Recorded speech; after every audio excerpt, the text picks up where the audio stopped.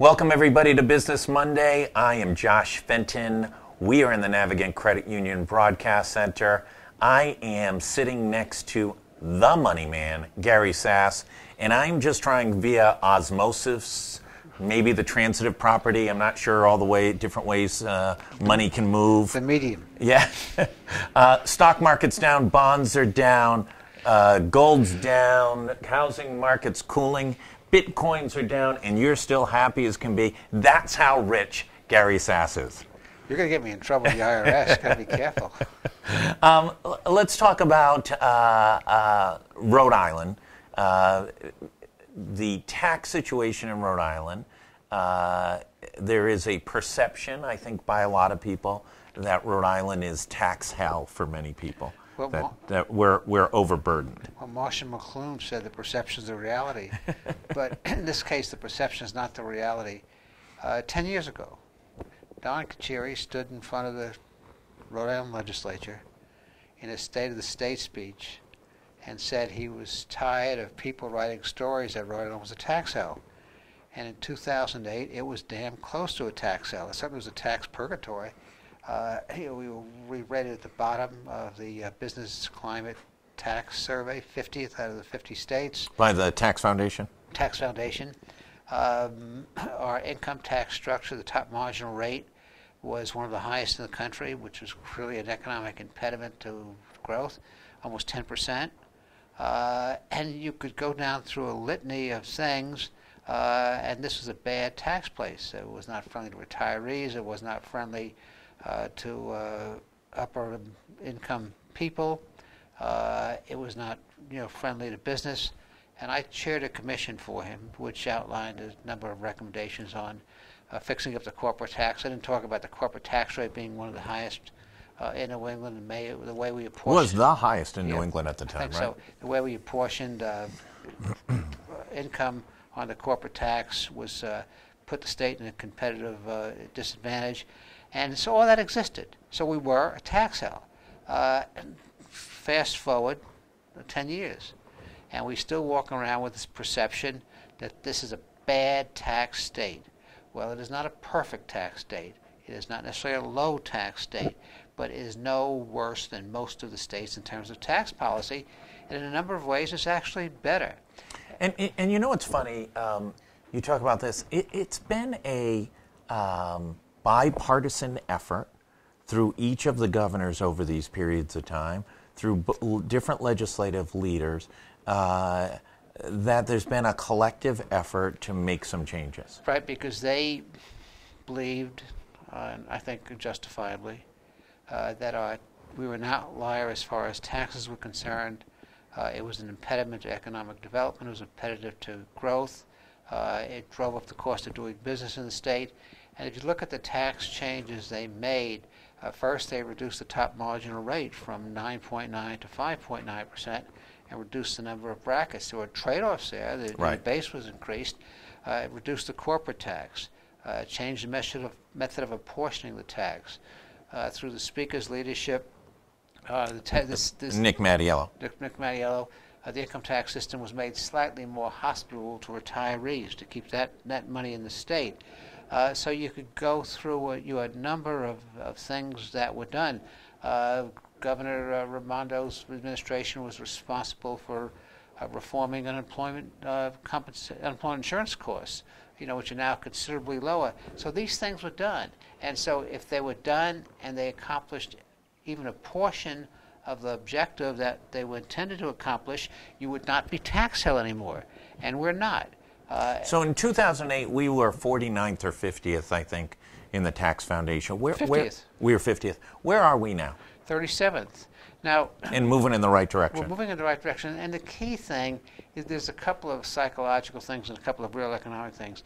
You don't want to be in the top 10. Because every news and finance organization... the bottom 10. The most taxed. Yeah, the terrible 10. Rhode Island's listed as one of the 10 worst states to have had a business tax situation. So you don't need that publicity. Right. So whether you're 39th or 29th or 19th, you're not, at least you get out of that perception hole. Right. You're no longer in the bottom 10. And if you're in the mid-30s, think about this. You're just as close to the middle as you are to the top. Right. So There's no perfect thing, but there's trade-offs and there's balance between what you have to tax and what you need to spend. So we've gone down from 50 to 37th as a result of these changes, and they were strategic changes. And when you're 37th, no one can say that you're a bad business tax state. The other thing we don't do, we talk about our tax burden in aggregate. We don't break it down by tax source. So just on the business tax climate thing, we're actually 29th in unemployment in insurance. We're 23rd in sales tax. We're 29th in personal income tax. We're very high in property. Well, let's go to sales tax for a second. There is a perception, because we're so much higher than our neighboring state, that does it really matter how we compare to North Dakota or Arkansas? But it does matter how we compare to Massachusetts. Well, and we do have some things that aren't taxed. But a comparison, see, this is the part of the problem. It's how do you measure what the burden is. Mm-hmm. Now, if you measure the burden as sales taxes paid per $1,000 of income, right, then we're about the same as Massachusetts. Okay. There's not a big difference. If you measure the sales tax in a nominal way and say their rate's 6.25, our rate's 7, then we're obviously higher. So what it becomes very important in this kind of work is to say, okay, what kind of metric we're using.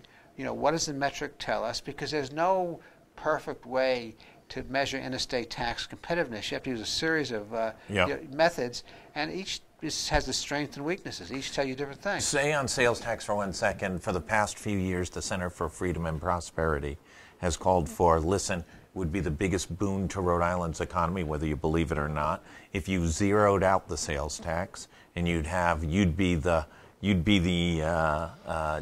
point of destination for purchasers in southeastern Massachusetts and central Massachusetts, because they'd come to save 6%, maybe some Connecticut folks, and you'd build some retail in the westerly area. What's your thoughts on that? Is that a viable, or is that an important public policy, or does that just not even matter?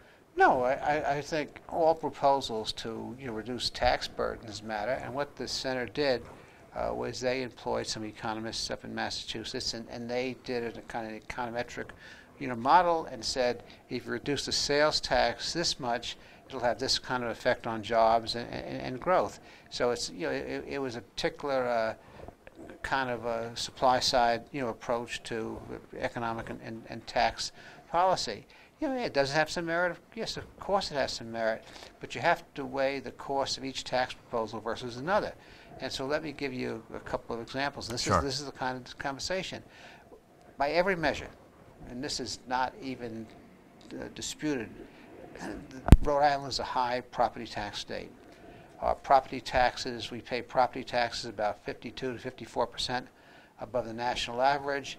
In the Tax Foundation study, we'd be well below 37th if it wasn't for property taxes. Our property tax burden is about 43rd or 44th highest in the country. So just to emphasize that for a second, if we had a more competitive and lowered our property tax level, we might move from 37th into the middle of the ranking. It depends on what other states do. Sure. You're not by yourself. But from a competitiveness perspective, I can tell you certain things that you have to weigh against sales tax cut. For example, if we eliminated the property tax on tangible personal property, sure, that would have a big impact on these cities. And so you have to measure one tax proposal against another as to what it like the impact is going to be. My priority is to do something about the property tax. But on the sales tax, there are also other ways to think about the sales tax. Where are we not competitive with the sales tax? Food, clothing, drugs, we're competitive. Right. If you think of it in terms of big ticket items and you try to maintain balance between efficiency, equity, and competitiveness, I would start to talk about let's get rid of the sales tax that's paid on when you buy a car. You've made this point before. Used car. Makes a lot of sense, right? Now, the tax you cut, you have to look at the affordability on the other side. We know what's driving our budget. What's driving the state budget are Medicaid, and I disagree with some of the decisions, but 100,000 more people on Medicaid is a big cost to the state. Education, school aid's up close to $1 billion right now. So when you cut a revenue, there's a disconnect between the time you've lost the revenue from the cut and the economic growth Right. that comes about. So you have to smooth that out in terms of having a stable fiscal policy. So, one could argue that, okay, let's just get rid of the sales tax on certain items to improve our competitiveness. If we get rid of the sales tax on the sale of cars, that's cost a fraction of what it costs to eliminate the sales tax, and there'd be less fiscal pressure on Medicaid, on education spending. And so, I don't have any quick silver bullets, but I know you have to look at a balance between what you need, what your obligations are to Right. spend, what debt you have to pay, et cetera. Well, go back to property tax for a second. A lot of folks are saying that one of the stifling factors to Rhode Island's economic progress is the inaffordability of housing in the state, and that so much of people's income goes to pay for their housing, especially in the lower levels. Would there be maybe a more significant impact to lowering the making housing more affordable if we did knock down the tax, And property it tax? varies by community. Some Sure. communities have higher taxes, property tax. But the answer is yes. And think about the money you'd have available for capital versus paying property tax. So if I buy a $300,000 house and I got a $3,000 property tax bill, that limits the size of the house I can buy, or in fact whether I can get qualified to buy the kind of house I need. If my property tax bill on a house was, say, $2,000, that's $1,000 more that I could put into capital to buy that house. So it has a very direct. Or buy a car, or do this, or do that. I'm just thinking of Yeah. good middle class, housing. Yeah. There certainly is a correlation between very high property taxes in this state and housing affordability, not for the very low income people, because they probably are not paying much property tax from their car. But for the working middle class, there's a very direct correlation, and then that becomes a factor in looking at supply. If I'm a developer or a builder, I look at the market and I look at the ability of people to use their capital to buy a house, and if their ability to use that capital is limited by high taxes, then that's a problem for me. Keep going. Where else could adjustments be made? If the legislature is going to be dealing with a number of issues. There is a deficit, but also, never waste a good a legislative session. That there's ways to tamper and tweak tax policy to try and improve the state.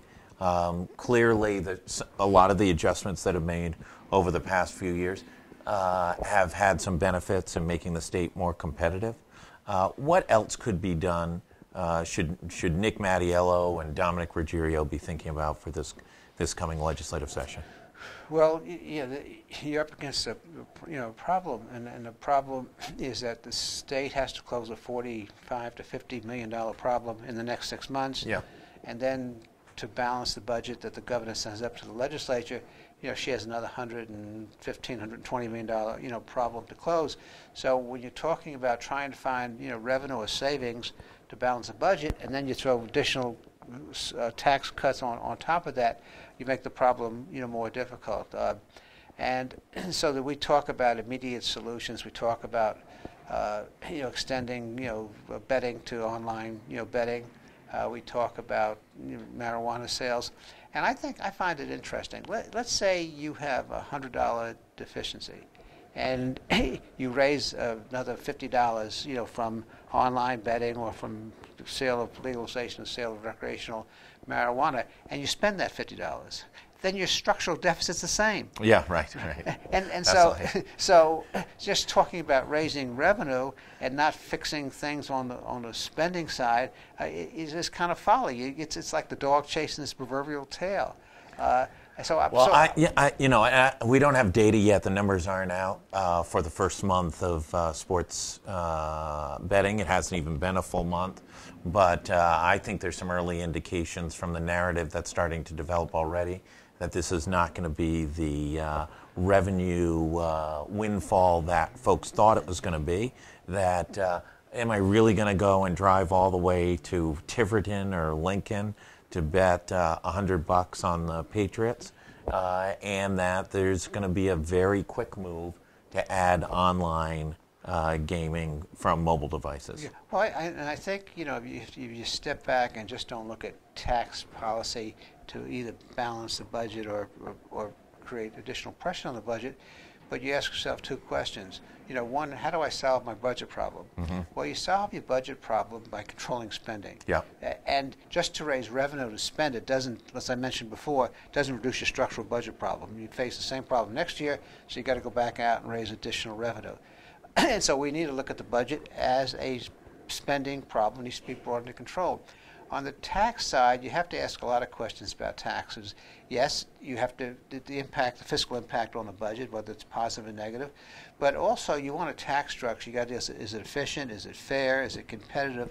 So you have all those principles of good tax policy that you got to think about. So when I step back and you ask me the question of what would I do about tax policy, I first divorce it from the budget, which is not totally realistic. Right. But how do I make the system more efficient, more equitable, more competitive?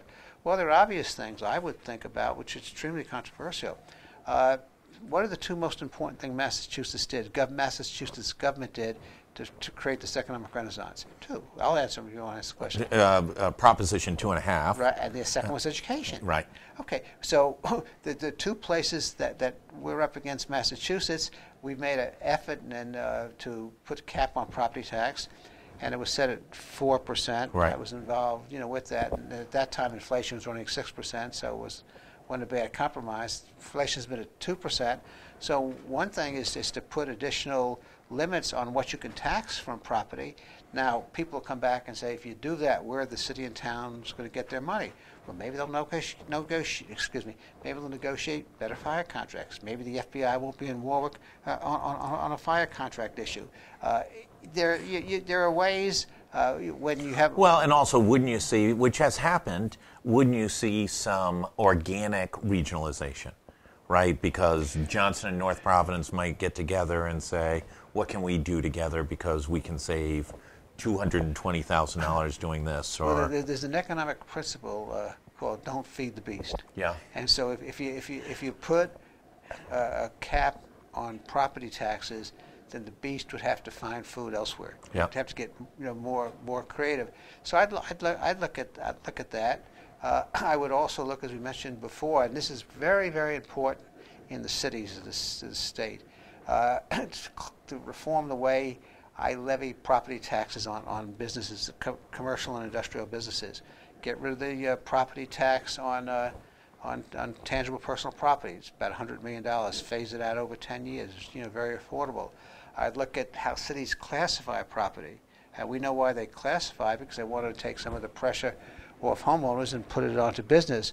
Sure. Well, now when you look around and you have to have these unbelievably extravagant tax stabilization agreements or other kinds of corporate welfare, because you created a tax structure that makes it economically not feasible for people to build and expand here. That doesn't make a lot of sense. So I'd fix up my property tax. That's the first thing I'd do. I'd look at the sales tax and I'd say, can I afford to bring the rate down to Massachusetts rate? There's a psychological advantage in doing that. But then I'd ask the question, are there commodities that I'm taxing that if I didn't tax would make the system more efficient and more equitable and more competitive? The one I keep on harping on are motor vehicles. Just think about this. If the average family in Rhode Island buys a motor vehicle every 5 years, and that motor vehicle costs $20,000 or $25,000, and I could take a 7% tax off a $20,000 car or a $30,000 car, I am putting $1,500 into the pocket of that family. And so those are the kinds of things I'd look at.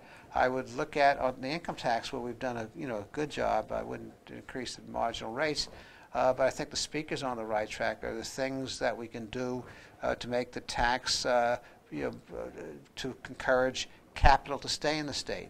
So let me ask you one question. I know as a small business people, I think it's so frustrated at the endless fees.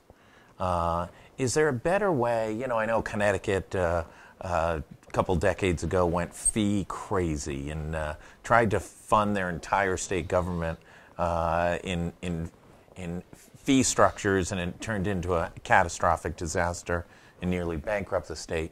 Is there a better way? Is there a more efficient way? Is there because it's just a horrific annoyance that there's so many fees, and two, that they seem random, I think, oftentimes, and frustrating for business owners. Well, see, our policy on fees is to try to get the most feathers out of the bird with the least amount of squawking. And so I think you really have to look at the fee structure and say, when we assess and levy fees, and there's nothing wrong because there's a benefit principle of government taxation, is that fee, in fact, paying a benefit for the intended purpose that it was levied?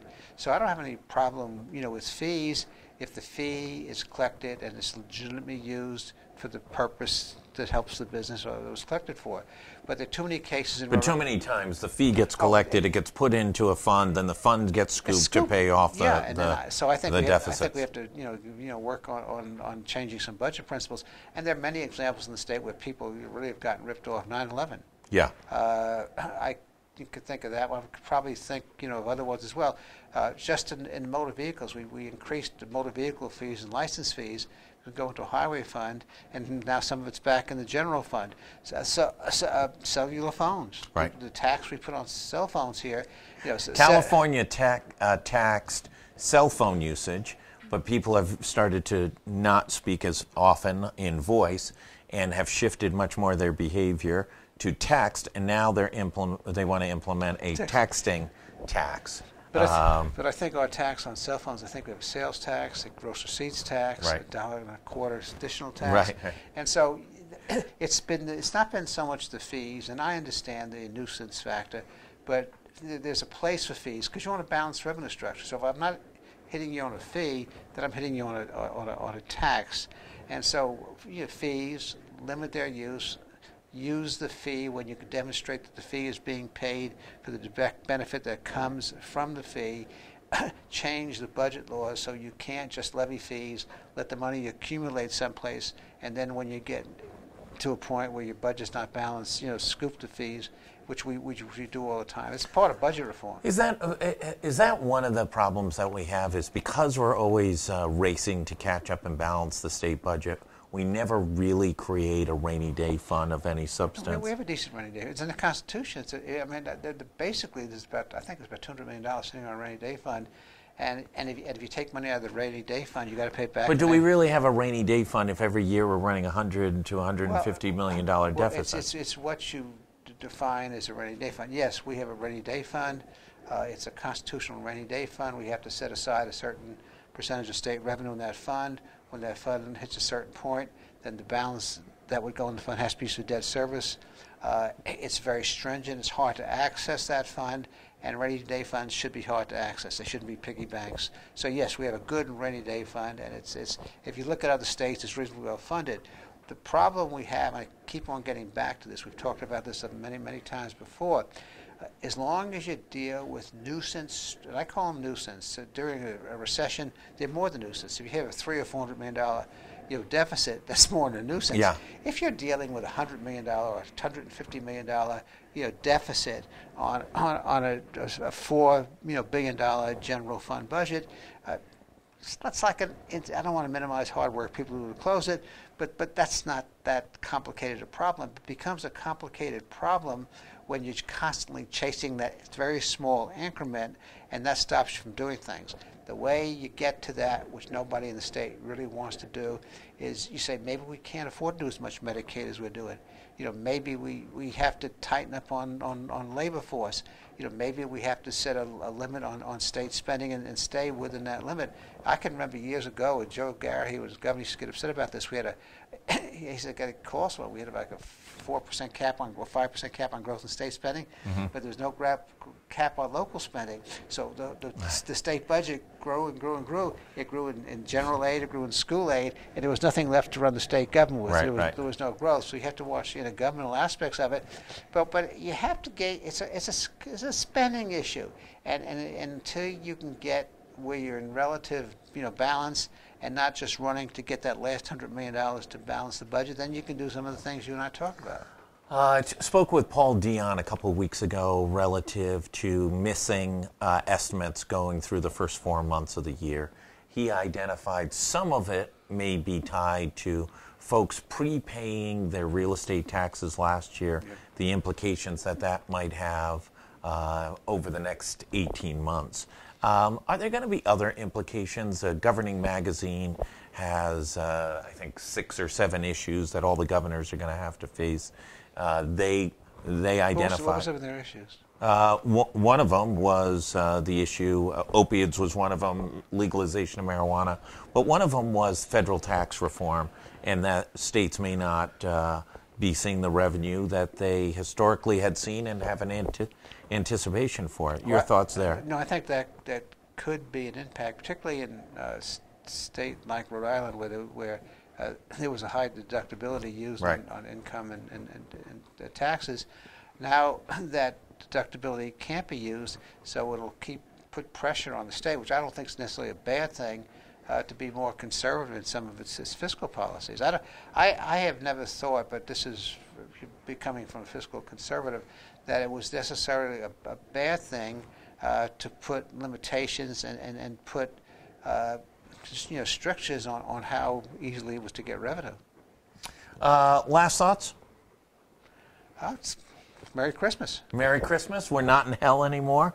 We're just moderately out of hell and somewhere into purgatory, pointing in the right direction. But I think we need to be, very honest about it.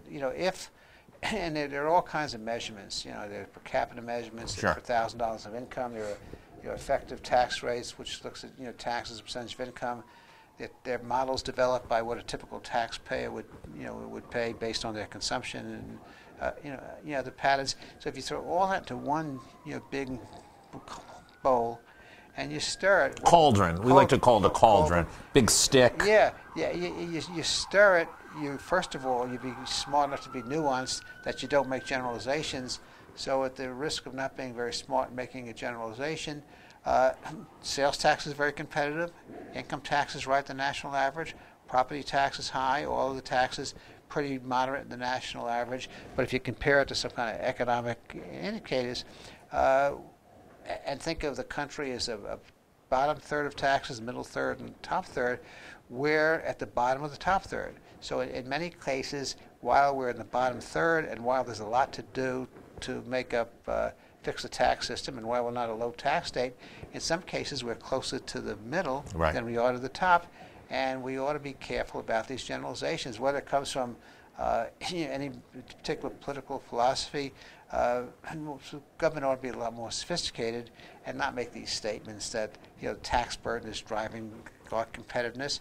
I think the tax burden, except for property taxes on real estate and capital projects in our cities, our tax structure is reasonably typical. I won't say it's competitive or uncompetitive, but it's not that much different.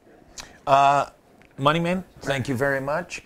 We won't see you for 2 whole weeks with Christmas Eve and New Year's Eve, and we'll see you beginning of next year. Very good. Look forward to it. The economy could be much better. The market could be up 1,000 points. Not as long as we have the president not in the White House, it won't. Thanks, everybody, for tuning in this week on Business Monday. We'll be back tomorrow afternoon with Kate Nagel talking about everything going on in news. And lots of news breaking this afternoon in Rhode Island. The Partners Healthcare acquisition of Care New England has just been documents filed, and a number of other things breaking this afternoon. We'll see you back tomorrow. Thanks, everybody, for tuning in at the Navigant Credit Union Broadcast Center. See you tomorrow.